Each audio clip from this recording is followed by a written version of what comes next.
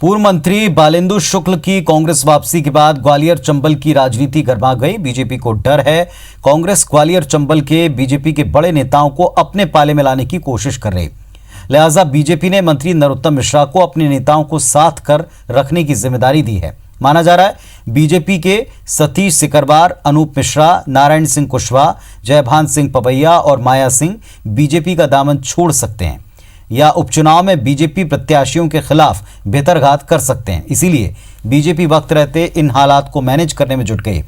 सिंधिया के बीजेपी में आ जाने के बाद ग्वालियर चंबल के बड़े बीजेपी नेताओं को हाशिए पर चले जाने का डर है। यही वजह है कि उपचुनाव से पहले बीजेपी के अंदर खाने सबसे ज्यादा बवाल है। इसीलिए बीजेपी ने नरोत्तम मिश्रा को ग्वालियर चंबल के बड़े बीजेपी नेताओं को मनाने की जिम्मेदारी दी है।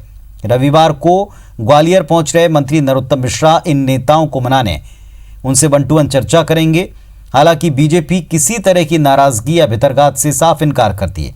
कांग्रेस का दावा है कि बीजेपी कितने ही जतन कर ले, उसके बड़े नेताओं का पार्टी को साथ नहीं मिलेगा।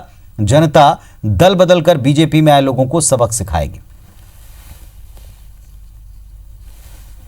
कि ये बातें कहाँ से आ रही हैं कि एक बगावत होगी और भितरघात होगा, मैं नहीं मानता। ये सारी बातें कपोल कल्पित है और एक तरह से ज़बरदस्ती, चूँकि कांग्रेस पास कोई मुद्दा नहीं है, लेकिन इन सब बातों को कांग्रेस द्वारा हवा दी जा रही है।